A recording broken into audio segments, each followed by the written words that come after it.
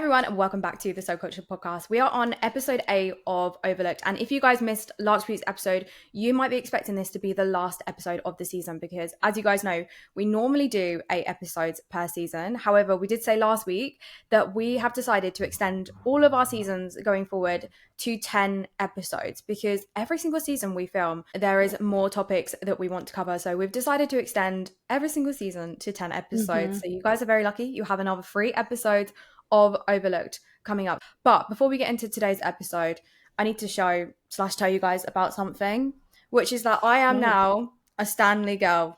I'm an official Stanley girl, okay? I never thought this day would come, but I got this Stanley as like part of a PR thing from Miley, which is like a nail brand, which is like totally random. Yeah. And I was like, I'm never going to buy a Stanley in my life. Like, it's just so stupid. By the way, if you're watching, ignore my lip gloss on my straw. I hate this. Like, all of my bottles just have lip gloss. It's gross. Same. But what am I supposed to do about it? Anyway, I never thought I would be a Stanley girl, but let me tell you, I am loving my life. I'm loving my life. And I'm curious, do you have a Stanley? Yes, I do. And it's purple. Oh it even matches my theme. Yes. Oh my God, I'm so jealous. No, I need to calm down. It's just a cup. ASMR. Let's do it together. You ready? Oh my God, what have we become? Guys, I'm so sorry that we have become these people who are doing ASMR on a fucking Stanley cup. Have you seen people go really to the extremes of it? Like, they've got the things that go on top and they can put all the snacks in it. Yes, girl, I'm not being funny, but you're so late to the trend. I know I am. I know, but this is what I'm saying. I never thought I would be one of these people because I've always been a Lululemon water bottle kind of girl because these ones, I can't carry it around with me. Do you know what I mean? Like, or if I do, then I have to be careful not to spill it. But the Lululemon ones, it's like the straw goes in. So you can turn it up down, you can shove it in your bag. It's so much better. But I love this for when I'm at home. And I think I just like it because I didn't pay for it. Do you know what I mean? Yeah. It's also like the best cup or bottle that keeps things cold. Like I have a lot of insulation bottles. So my favourite one is a Nawala because I've seen them. They've got you can like click it to lock. I always hold it like this. Yeah. And then it has like a little flicky bit open and you can either chug it or there's like a little straw.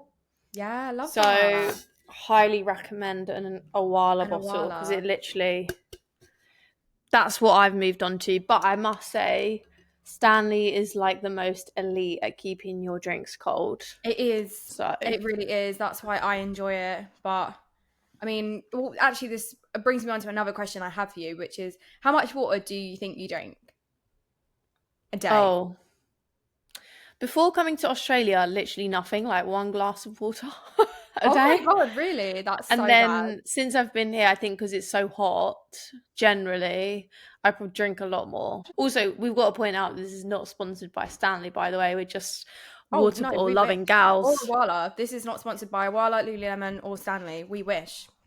If they'd like to sponsor us, go ahead. But I don't think they're going to. We just raved about them, so maybe they will. Yeah, I mean, well, how much are Stanleys though? Like £50? Maybe £40. Well, I'm not going to lie, I don't recommend it for £40, so I don't think they're going to sponsor us. Oh, well, now that you said that, they definitely won't. Oh, sorry. Should we edit it out? Let's get into episode 8 of Overlooked. Today we are talking about probably one of the most iconic, I feel like I've said this about so many women, but all the women are iconic. But today we are talking about Marie Curie. Anyway, let me shut up. I'm just rambling today. This is how this episode is going to go. And let's get into the story of Marie Curie. Welcome to the So Cultured podcast, where we explore science and tech unfiltered. We're your hosts, Liv and Taz, 2 girls who love STEM and spilling the tea. Each season, we take on a new theme, whether it's busting conspiracy theories, celebrating women in STEM, or breaking down the science in your favourite sci-fi films. And of course, in every episode, we spill the LaboraTEAAAA, where we share your wildest stories from the world of science. Let's get into this week's episode of So Cultured. Her notebooks are still radioactive, and you can't touch them without wearing protective gear. More than a century after she first held a pen to those pages, they still glow with the energy she discovered, literally. But long before the world knew her name, Marie Curie was alone in a drafty shed on the edge of Paris, surrounded by cauldrons of toxic dust, breathing in fumes no one had studied, and literally stirring molten rock by hand. She was isolating radium, an element so powerful it seemed almost alive. She worked in silence, her hands cracked and burned, her body glowing with invisible danger. Her husband was dead, so she was grieving, broke, and raising two daughters in a world that didn't think women could be scientists. But instead of quitting, she kept going. She wasn't just the first woman to win a Nobel Prize, she was the first person ever to win two in different sciences. And she very nearly wasn't credited at all. This is the story of Marie Curie, the woman who lit the world. And we actually done an episode a few weeks ago on the Radium girls. So we've spoken a little bit about Radium and we mentioned her in that episode. And I just thought we cannot do this series without doing an episode on her story because it's just incredible. I'm obsessed with this story already. And she is honestly an icon. So let's start at the beginning, like we always do with these women. So tell us all how it all started. Yeah. So Mary was actually born Maria Skłodowska in 1867 in Warsaw, Poland. But it wasn't the kind of Poland that we know today because back then Poland actually didn't officially exist because it had been swallowed up by the Russian Empire. And the city of Warsaw, where Maria grew up, was under heavy Russian ruling. So speaking Polish in public was illegal, teaching Polish history was forbidden. So her country had kind of been stripped of its name, its culture, and its language. But inside the Skłodowska household, the Polish identity stayed alive, albeit quite quietly. Her parents were both teachers, so her father taught physics and mathematics, and her mother ran a school for girls. So they were educated, principled, and passionate, but life kind of kept knocking this family down. Like they just kept having literally a series of unfortunate events happen to them. So the first thing that happened is that the family lost all of their savings in a string of bad investments. And then her mother became seriously ill with tuberculosis, which is a deadly lung disease that spreads throughout the air. Nowadays, we treat it with antibiotics, but back then it was one of the deadliest illnesses in Europe. And so her mother, who was absolutely terrified of passing it on to her children, kept her distance from them. So she literally wouldn't hug her children, she wouldn't hold them. And so Maria grew up in a home full of love, but almost no touch, which I just think is really, really sad. And eventually her mother kind of became too sick to continue working. And so the family actually moved into the school that she had once run. So Maria was this little girl living inside a school, surrounded by strangers, kind of having to stay quiet. She always obviously had to be polite and she always had to be well behaved. So there was no space to cry, to play, or to just be a child. But eventually things kind of got a little bit better and they ended up moving into a small apartment of their own, but money was still tight. And so they ended up renting out rooms to boarders to get by.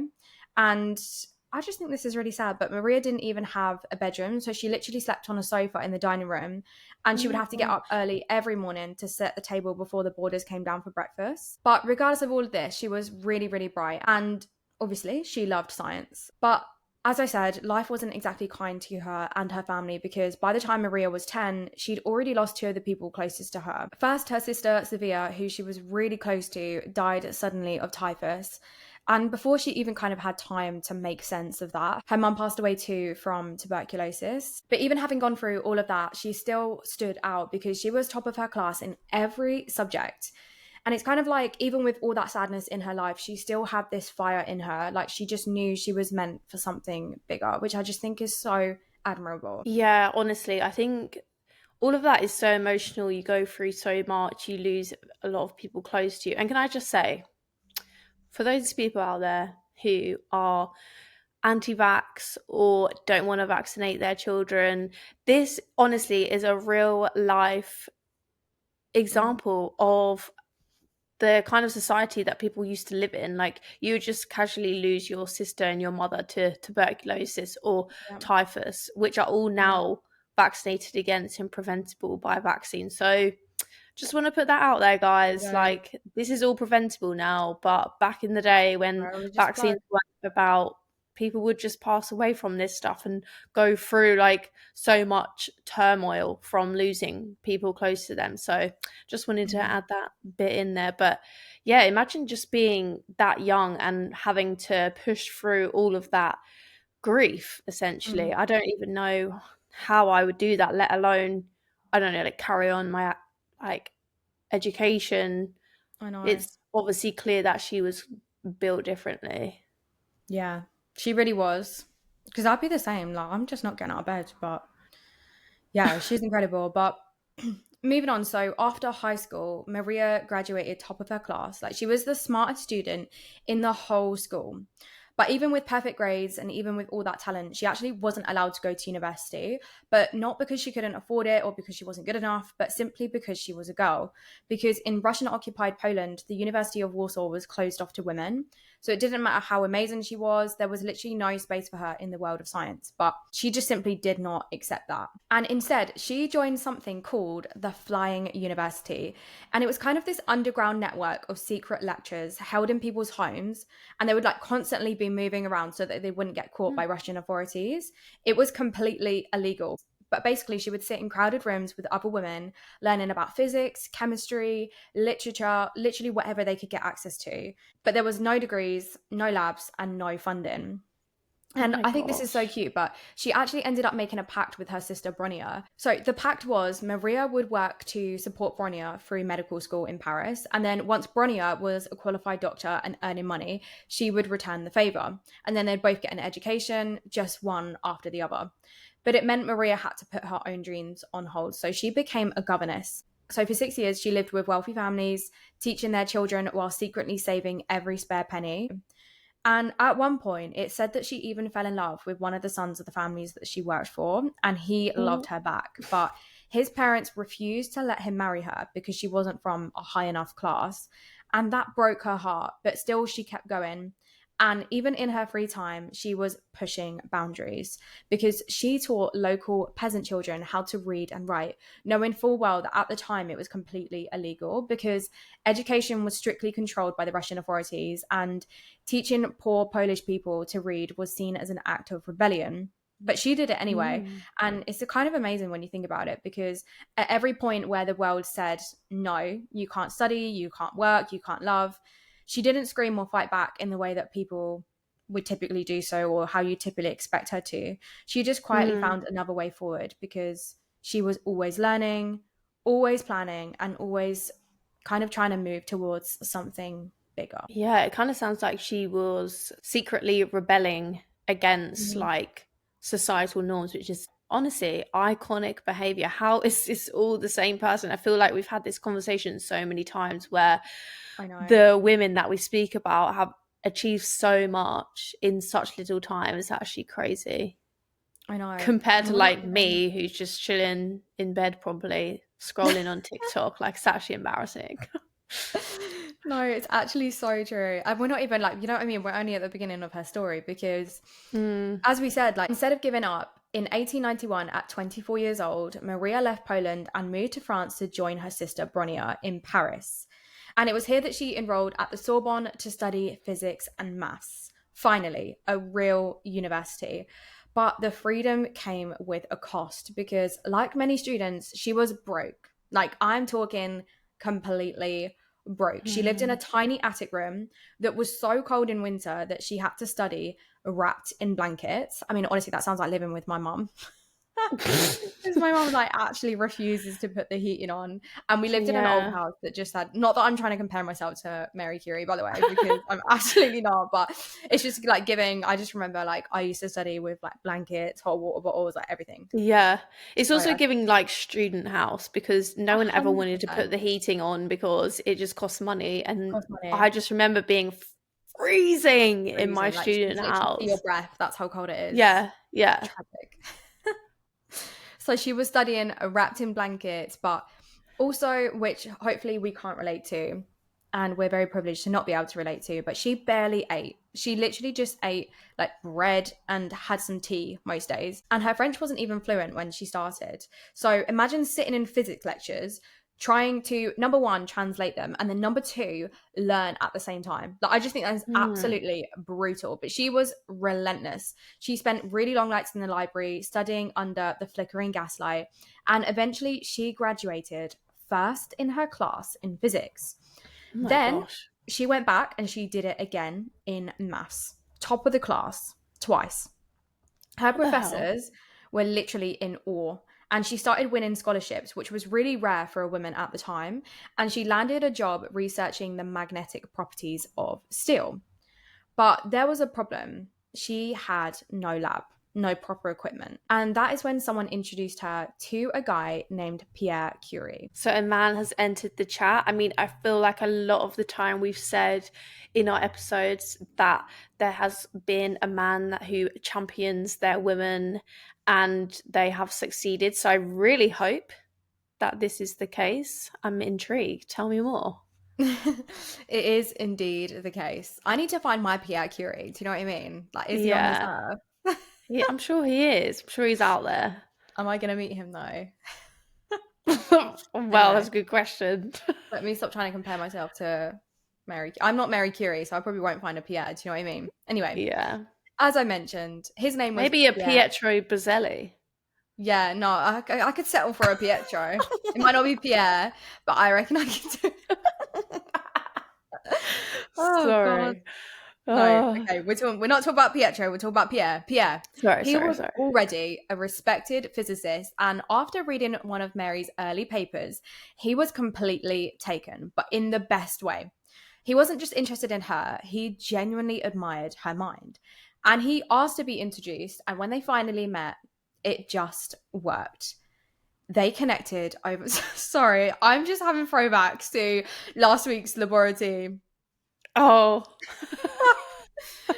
It was just like, they connected over science, and I'm just like, okay, no, be serious, be positive. That's not the only thing you're doing. They seriously did connect over science and like over their ideas. And it wasn't all grand gestures. It was literally like shared lab notes and deep conversations about magnetism. That was like their version of flirting, which I just think is so fucking romantic. Like, imagine I just meet like Pierre and he's just talking to me about epigenetics. Like, how romantic. Oh yeah, so romantic. You could say they were magnetically attracted to each other. Oh my God, not the dad jokes. No, dad jokes, for God's sake. Sorry. It actually gets more romantic because he gave her his research paper to impress her. Like, he was literally like, here's something I've been working on. I think you find it interesting. And of course she did. But Marie didn't just melt. So she wasn't just like, oh my God, yes, I'm in love with you. Like, let's just like get married and live happily ever after. Because she was still planning to go back to Poland, because she kind of said that she felt this responsibility to return and contribute to science there, because that was like her home country and that's just what she wanted to do. So she actually did end up leaving, but when she got back home to Poland, it was kind of the same story that it was before, because no university would hire her, no labs would take her seriously, all because she was a woman. And so she ended up returning back to Paris, and she said yes to Pierre, and they ended up getting married in 1895. And Mary didn't wear a wedding dress. She wore a navy blue lab outfit. Simple, practical, and the same one she'd end up wearing in the lab for years. And honestly, I just feel like it kind of made sense, because they weren't flashy. They were partners, like literal lab partners. They would work side by side, and they really considered each other equals in every way, because they would talk through theories. They'd scribble down notes together. They'd be running experiments late into the night. And that's when... I'm just thinking of the LaboraTEAAAA last season, but this is when... last episode. Their daughter Irene was born in 1897. But Mary, don't laugh, Taz. How was she born? Was she born in the lab? No, it didn't happen in the lab. Was she conceived in the lab? No, I don't think so. Anyway, they have Irene, and Mary barely paused. Like, she had her baby, and we know Mary at this point, she just kept on going. She kept on working, kept on doing her thing. I'm sorry, I have to like go back to the getting married in a lab coat, because imagine if I said to you like, oh, me and Kieran are engaged, and you were like, oh, what are you gonna wear? Like, what is your wedding dress? Send me a picture. And I'm like, no, baby, you don't get it. I'm just gonna wear a white lab coat, like, No, and it was it's a gonna be navy blue white. lab outfit. It wasn't a white lab coat. But I Yeah, but mean, white is giving slay. Like, bridal though. White why is not giving put bridal. you could bedazzle it a bit. Do you know what I mean? Oh gosh. I mean, I could just like retailer it, and it would be like, Yeah, retailer it, add some jewels, add some like lace on the sleeves. Perfect. oh Get your yeah. high I heels don't know how on. if I could really relate to Mary in this sense, like getting married in your lab coat. It's just, I don't know, not for me. But I'll try and find a obviously, photo. If a photo exists, I will pop it on the screen now so you guys can see. It wasn't a white lab yeah, coat, I want to but see. pop off Mary, I think. God. Yeah, pop off. What, each their own, I say, each I their agree. own. But so she literally had a baby and then was like, cool, that's enough of that. Back to the lab, discovering new elements. Like, what? Honestly, this is just insane. Like, she was obviously very passionate. I Mm-hmm. think for me, I'm like, what if I have kids and I just want to be like Range Rover mum? Like, is that all right? Or Oh, 100%. Whatever you want to do. If you want to be a Range Rover mum, if you want to be discovering new elements, you do whatever you want to do. No one on this that's earth it. is here to judge you as a mum. No, absolutely not. There's nothing wrong with being a Range Rover mum. I'd like to be a Range Rover mum, Yeah. to be I honest. feel I like, like maybe us two are just like maybe in a different league to Mary, because she's oh, just, 100%, babe. 100%. I mean, obviously we are, but yeah. The only thing I can relate to is studying under the blankets. I can't relate to anything else. I Yeah, wish I being could. freezing while studying at uni, Yeah, like that's all that I is can what I relate relate to. to, but anything else. Oh, but anyway, things get even more intense because around this time, a scientist named Henry Becquerel had just discovered that uranium gave off this strange invisible energy, like rays that passed through objects. Mary was fascinated. No one knew what it was. It didn't behave like normal light or heat.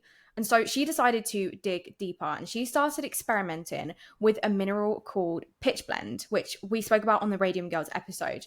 But this contains uranium. But the weird thing was that pitchblende gave off way more radiation than uranium alone, which just didn't make sense unless there was something else in there, something unknown.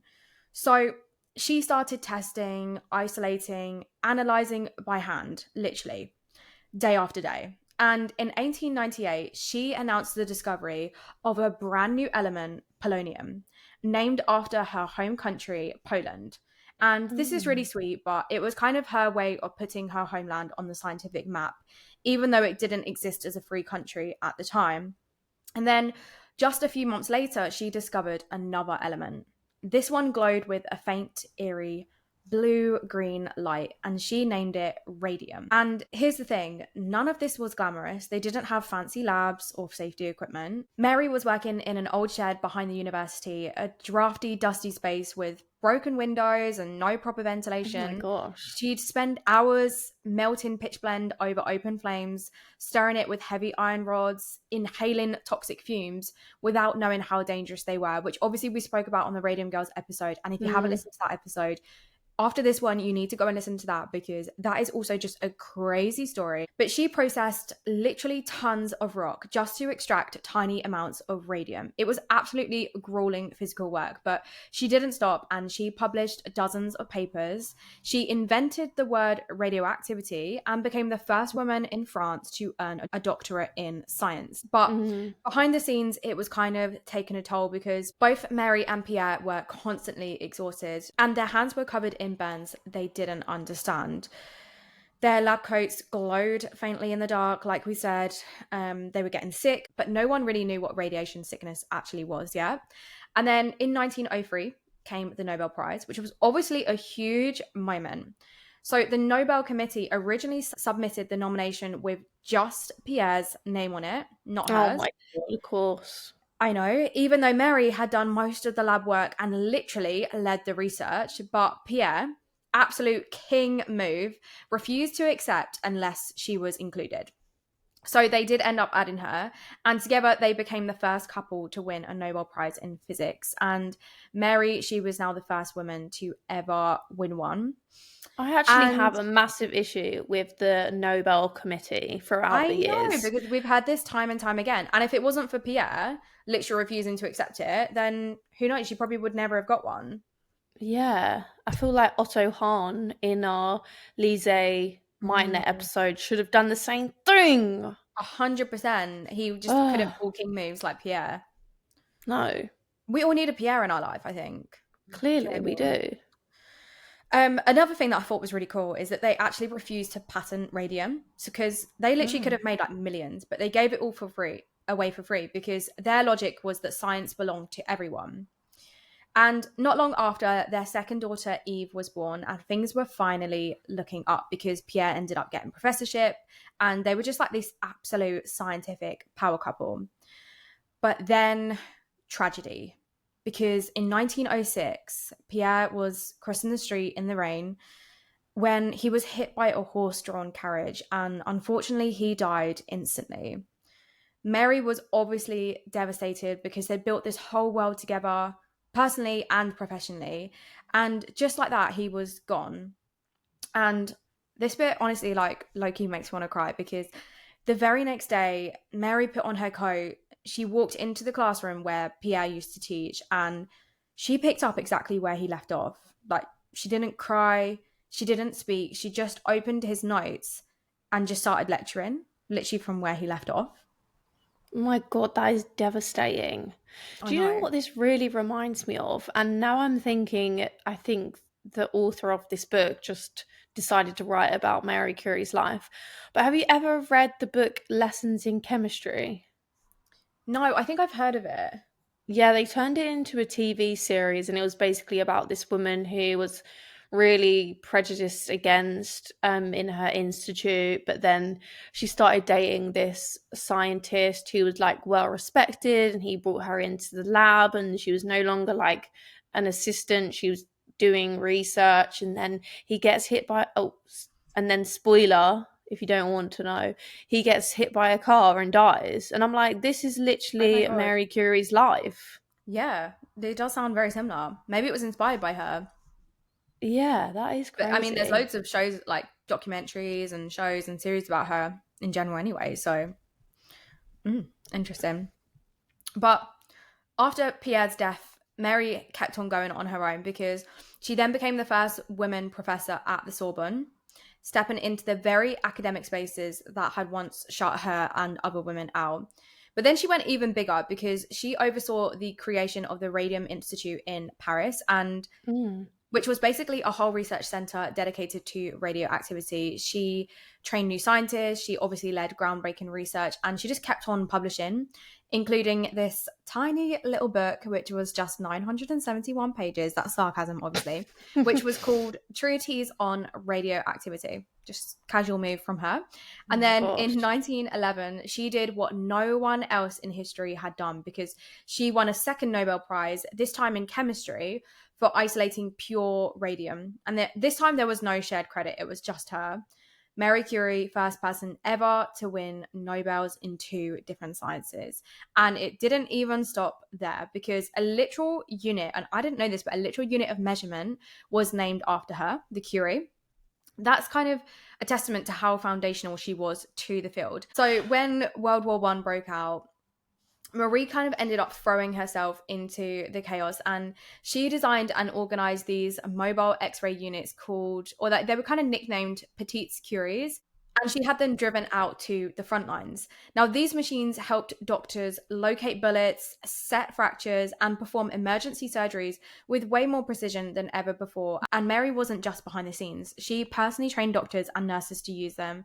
But that was just one side of what her research would go on to do, because back in her lab, she was obviously studying radium and how it emitted something called radioactivity, which, as we said, is a term that she literally invented. And she found that radiation from radium wasn't just passing through objects like X-rays did, but it could actually destroy living cells. It destroyed fast growing cells more easily than slower ones. And that obviously turned out to be a huge deal, because cancer cells, as we know, or if you don't know, they grow way faster than most healthy cells in the body. And so doctors from this started experimenting using small controlled doses of radiation to try and shrink tumors, and it worked. So her discovery that invisible rays from radioactive materials could be harnessed to damage or kill abnormal tissue laid the foundations for radiotherapy, which is obviously one of the most important tools that we still use to treat cancer today. We now understand the different types of radiation as well, so alpha, beta, gamma, and how to direct them safely. But the principle is really still the same. And Curie's work proved that radiation could be both a diagnostic tool and a therapeutic one. But of course, none of this came without a cost, because Mary began losing her eyesight in her later years, and the cataracts in her eyes were almost certainly caused by radiation exposure. And back then, as we said, no one really knew how dangerous it was, not even her, even though she was like the main person studying it. And she'd handled radium with her bare hands. She'd kept vials of it in her desk drawer. She even carried it around in her pockets. But despite everything, her health, the backlash, the grief, Mary kept going, and she continued to teach, to travel, and to raise money for science. And Marie Curie wasn't trying to be iconic. She was just trying to work. But in doing so, she really changed science, changed medicine, and proved that brilliance really doesn't need permission. Thank you so much for that, Liv. Honestly, I think like she is an iconic woman in STEM, but people might have heard her name and not necessarily know the impacts of her research. So definitely. I think it was super important that we included her in this series. But for now, let's get into today's laboratory. You know that feeling when you sit down to start a research paper and your brain literally just refuses to cooperate? Oh, completely. You've got the ideas, but getting them onto the page feels impossible. And that's exactly why we've been loving Jenny AI. Yeah, with Jenny AI, you don't have to start with like a blank canvas. You can just give it your topic by saying something like, I'm writing a literature review on Alzheimer's and drug discovery. And Jenny AI helps generate an outline, and it will even suggest the next best sentence as you're writing. So it just keeps you moving forward, so you're not stuck rephrasing the same line 10 times over. And the nightmare that comes after writing, we all know, is citations. I honestly used to spend hours formatting them, but Jenny AI makes it effortless. You can upload your own sources and it will pull citations automatically. Or if you need new ones, Jenny AI finds relevant research online for you and formats them in whatever style you need. APA, MLA, Harvard, you name it, it will do it for you. Yeah, and plus it keeps a reference list at the bottom of your document as you go. So there's no more scrambling at 2 a.m. trying to fix commas in your bibliography, which, trust me, I've been there. And then there's the summarization feature. So instead of slogging through 50 pages of dense text, Jenny AI can pull out the key points for you. That means you can focus on actually understanding the research, not just trying to get through it. Yeah, so if that sounds like the support you need, check out Jenny AI today. We'll leave the link in the episode description. And don't forget that you can use the code SCP20, which is on screen now, for 20% off your subscription. And now let's get back to the episode. But I'm worth it, 'cause I'll slip into your dreams tonight.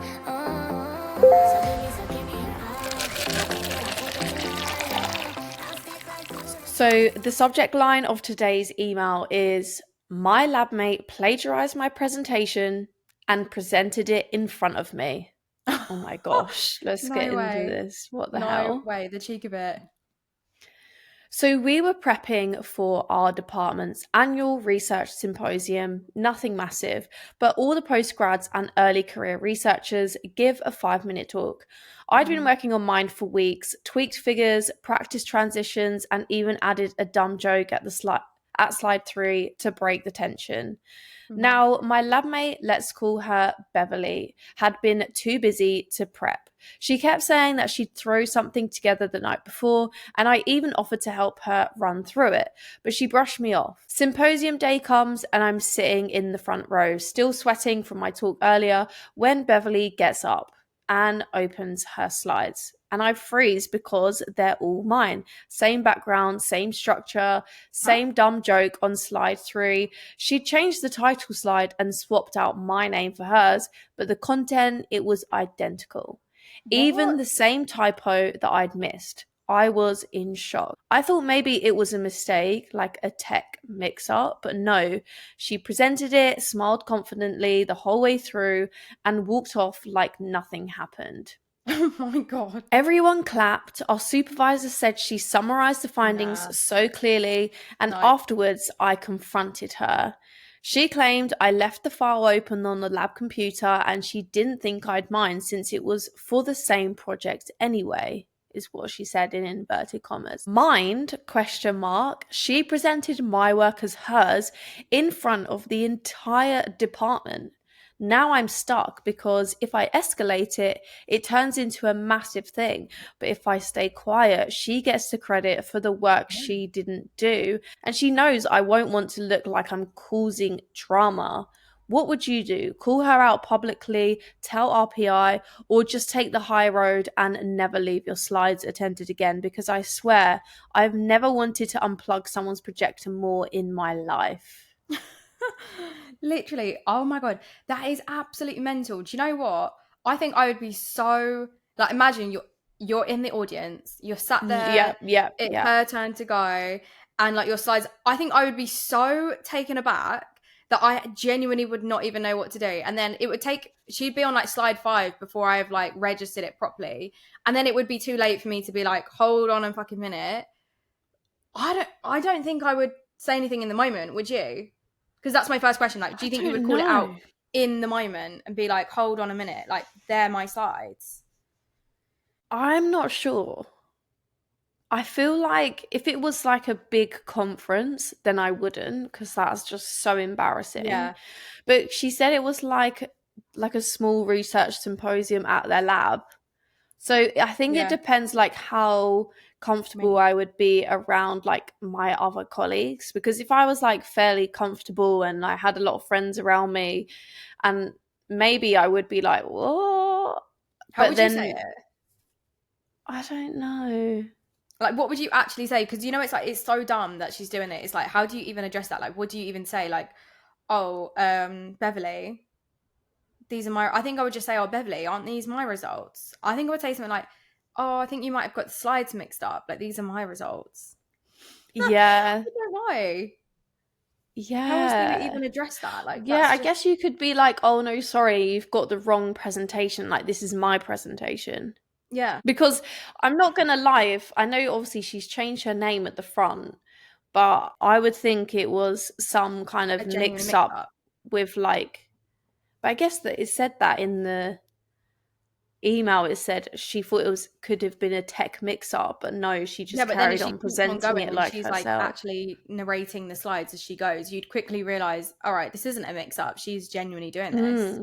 Yeah. Yeah, I feel like if I didn't say anything at the point in time where I thought it was a tech mix-up, like, hold on, sorry, I think you've got my slides up there, then I don't think I would say anything. I think I'd be a bit like, wait, what? What's going on? No, the more I think about it, I think I would be like, yeah, I think I would say something like that. Like, hold up, I think they're my slides.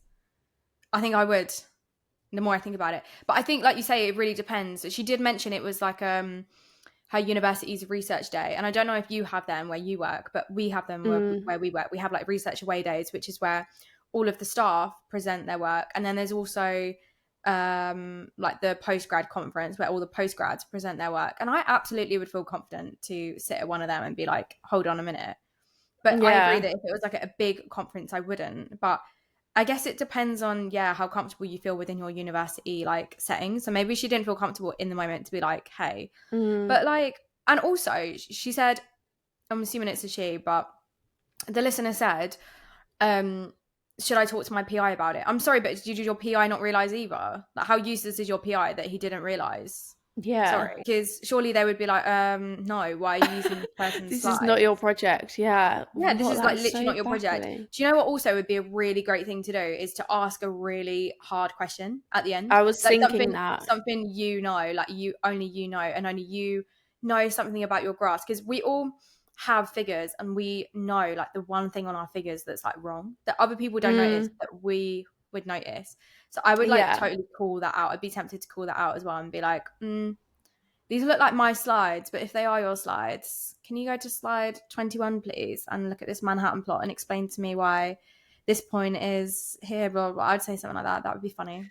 Yeah, or just something like so specific to your project that like only you would really know if you've like done all the analysis or like looked into the literature to like look up a result that you've had, and you know, that sort of thing that would go in like the discussion of your paper.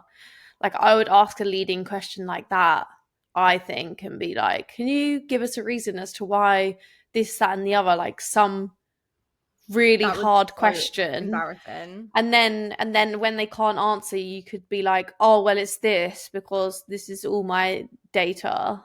Oh my god, imagine that would you be might not know the so answer, but savage. I do, because funny enough, this is all my fucking work. Oh my god, imagine.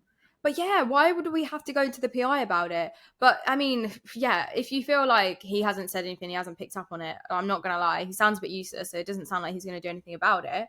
But if I was you, I would go to the PI and tell them anyway. And then I would also confront her and be like, what the hell? Like, why did you go on my computer, steal my slides, and then present them in front of me?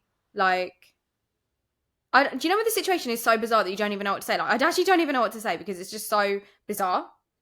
Yeah, I feel like obviously the listener saw this happen and was probably like so taken aback by the situation, which, to be fair, like I could quite easily sit here and be like, no, I would call it out, but there is an element of like surprise and shock that we obviously can't take into consideration, that if you are in that situation, you might just be like so shocked that someone is presenting your own slides to you and claiming as their own that you're just like, I don't even know what to say right now.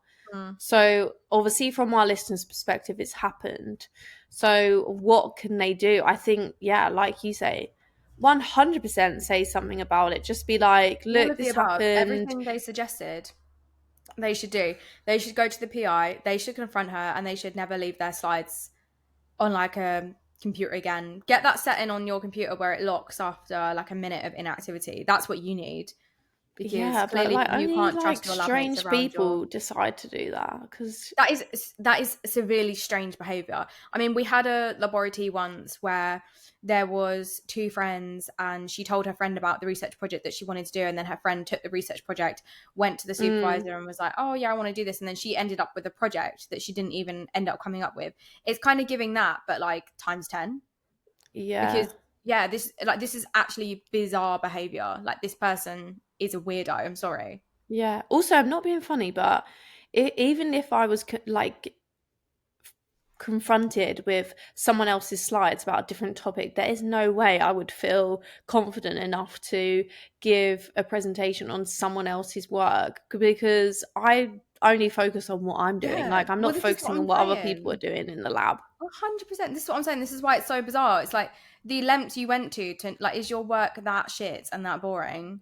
Because the lengths you have to go to, because surely it's harder work to try and catch yourself up on someone else's project and like present someone else's project rather than to just do your own. Like, this is what I don't understand. I don't get it. I really don't get it.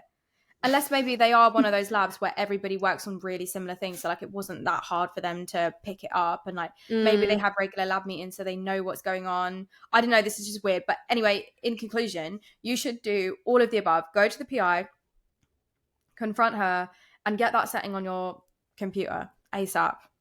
Yeah, because your lab mates cannot be trusted.